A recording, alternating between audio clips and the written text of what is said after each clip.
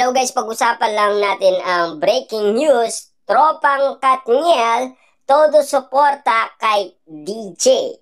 Finish na mga kaibigan ng Katniel nag-support sa shooting ni Daniel Padilla sa Baguio City. Papaano nga naman kasi guys, kaarawan ni Daniel Padilla. Siyempre guys, alam naman natin si Daniel Padilla ay nasa bakasyon kasama ang kanyang mga kaibigan at pamilya, lalong-lalo na guys si Anthony na kasama niya sa incognito. Siyempre guys, hindi mawawala si Catherine Bernardo. Kaya nga naman guys, ngayon binubuhay muli ng mga Delulu fans ang Katniel. Na alam naman natin kasi guys, kapag merong pinag-uusapan, issue at intriga, lalong-lalo na kung may mga lumalabas na impormasyon na spotted na pinagkakaguluhan ngayon sa social media.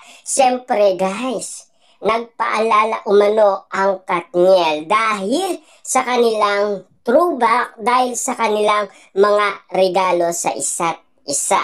Siyempre guys, doon nagsimula yan. At lalong-lalo na kasi guys, nagbabardagulan na ang kanilang mga fans. Siyempre guys, galit na galit umano ang mga Delulu fans na fans ni Catherine Bernardo. Siyempre, mas nagalit naman guys ang mga Delulu fans ni Daniel Padilla. Papaano nga naman kasi guys, ang mga solid fans ni Daniel Padilla, malaki ang ginastos nila. Siyempre guys, pinaka-bonggang nagawa ng mga solid fans ni Daniel Padilla, yung sa MOA, yung bilog guys na makikita natin guys ang kaarawan ni Daniel Padilla. At lalong-lalo na guys, nagbayad sila ng mahal para nga naman guys sa bonggang kaarawan ni Daniel Padilla. Kaso nga lang guys, kay Catherine Bernardo naman, kung pag-uusapan natin ang kanyang mga Delulu fans, nagbigay lang sila ng orchids na paboritong-paborito ni Catherine Bernardo. At lalong-lalo na guys, siyempre, may pasabog din silang cake. Kaso nga lang kasi guys, matatalo pa rin sila.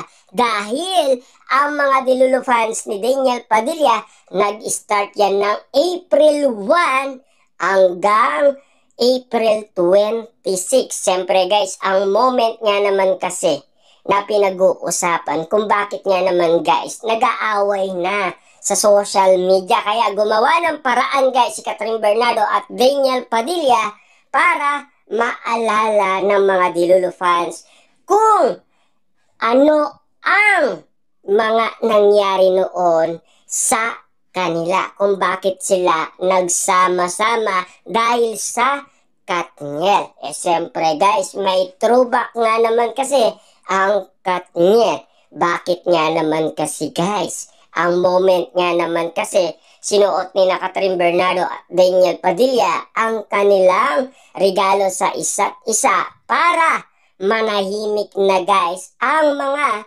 Delulu fans, para hindi na sila magbardagulan sa social media, para hindi na lumaki ang issue. Siyempre, dahil umano guys sa ginawa ng Katniel, may pasabog din guys ang ABS-CBN. Siyempre, binalik niya guys ang teleserye ng Katniel at ang ibang movie ng Katniel na pwede nating mapanood. Pero dahil sa mga nangyayari nga naman guys sa social media, ang mga tinatanong umano guys ng ABS-CBN, hindi daw nila alam kung ano ang meaning na nangyayari ngayon sa social media, kung talagang nagkabalikan na nga ba ang Katniel or magkaibigan lang sila. Yan kasi guys ang sagot ng ABS-CBN. Hindi pa malinaw sa kanya hanggat walang nangyayaring kakaiba kina Daniel Padilla at Catherine Bernardo. Dahil ang bali-balita, una, nagkaayos lang sila at nagkaroon ng commitment. At lalong-lalo na kasi guys, merong kaibigan ang Katniel na tumulong sa kanila para makapag-usap sila at para nga naman guys ayusin nila yung dating bitin na bitin si Catherine Bernardo at Daniel Padilla kung bakit nga naman sila nagkaiwalay. Siyempre guys, nang dahil nagkausap na sila at inayos nila ang kanilang iwalayan. Na ngayon guys, siyempre ngayon pinag-uusapan naman ang Katniel. Kaya napakabongga nga naman kasi guys ng bali-balita. Binubuhay muli ng mga Katniel fans, sina Daniel Padilla at Catherine Bernardo. Na alam naman natin kasi guys, ang iba ayaw pang maniwala. Bakit? Siyempre, noon, alam nila, nagkaiwalay na sila, pero ngayon, pinag-uusapan na naman sila. Diba? Kasi guys, ika nga ng pambansang Marites na si Christopher Min at Ogie Diaz, bakit? Hindi ba pwedeng magkaayos sila? Hindi ba pwedeng magkabalikan sila? Hindi ba pwedeng magmahalan silang muli?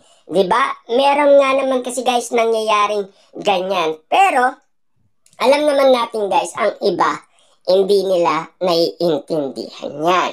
Kasi yun ay hindi talaga alam nila kung ano ang nangyayari umano guys sa social media. Kaya nga naman guys tayo, kung ano ang latest ngayon na pinag-uusapan sa social media, yun ang balita natin sa inyo. Para nga naman kasi guys, alam ninyo ang nangyayari sa social media, kung ano ang pinag-uusapan at kung ano ang updated ngayon na pinag-uusapan. Lalo-lalo na kasi guys, ang Katniel mismo ang nagpaparamdam kung bakit nga naman guys naramdaman ng mga Delulu fans na manahimik na sila. Kasi gumawa na ng paraan ang Katniel para nga naman guys kapansin-pansin na parang meron silang naaalata. Parang kaduda-duda ang bawat kilos ni Daniel Padilla at Catherine Bernardo kung bakit nanahimik kumano guys ang mga Katniel fans. Siyempre guys, kitang-kita naman nila kung ano ang pinagkakaguluhan ngayon.